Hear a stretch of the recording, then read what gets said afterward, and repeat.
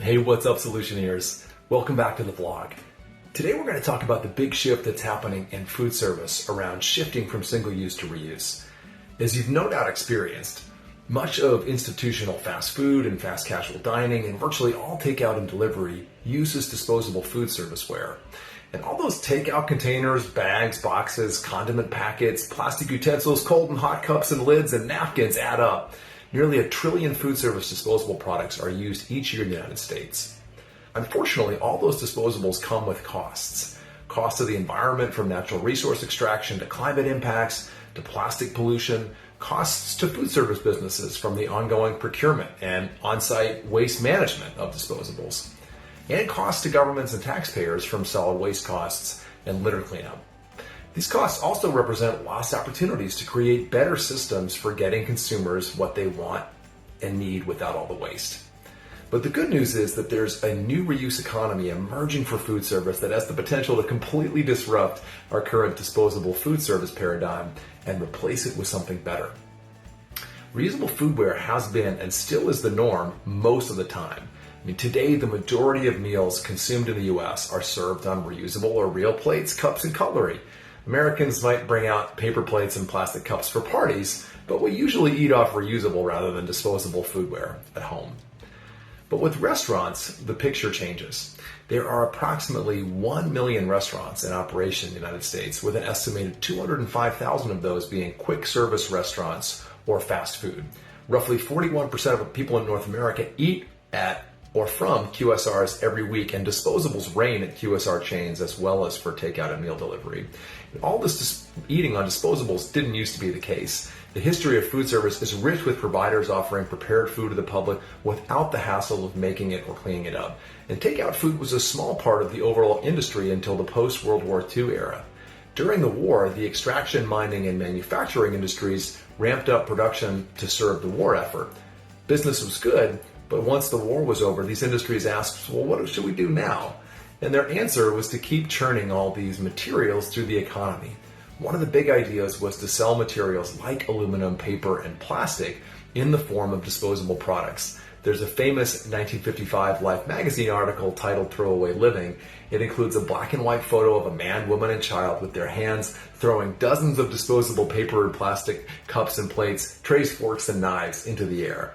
This wasn't intended to be a cautionary tale. It was meant to be a celebration, like human beings had entered a golden age and would never have to wash a plate again. But it didn't work.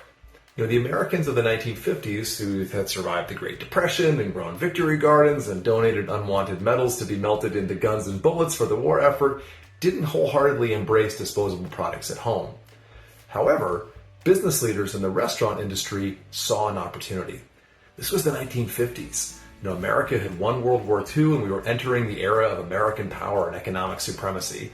There were lots of good paying jobs and more people had extra income to spend on things like going out for a cheeseburger or ordering pizza for delivery.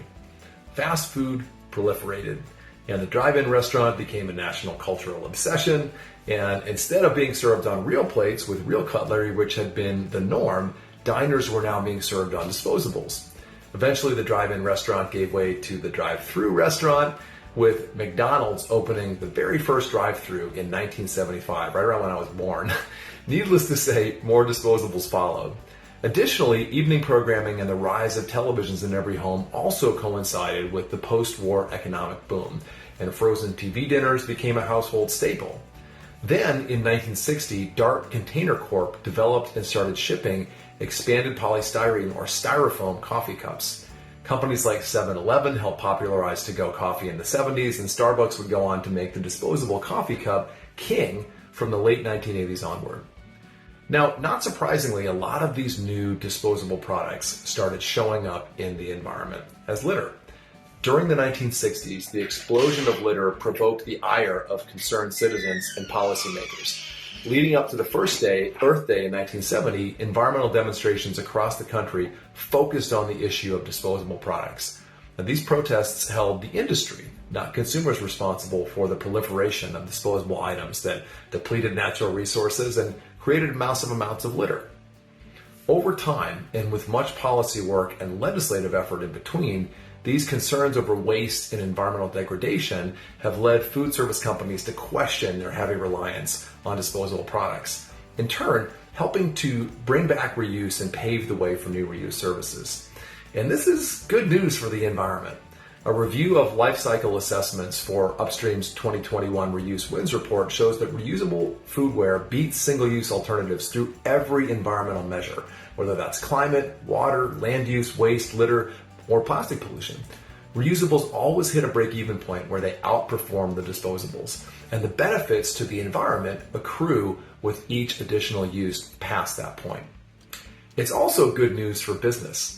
The economic benefits of reusables work the same way as their environmental benefits. The upfront cost to purchase the reusables may be higher, but after just a few uses, the reusable breaks even and then starts to save businesses money. And that's the case 100% of the time for on-site dining. Businesses including schools, food courts, college and corporate campuses, and large-scale venues can all save money by switching from single-use to reuse.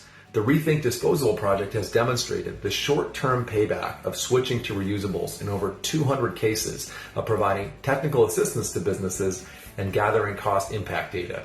In 100% of restaurant case studies and 11 institutional dining programs, the program documented cost savings. In addition, there's a new reuse service economy emerging for takeout and delivery, with significant opportunities for entrepreneurs, investors, and customers.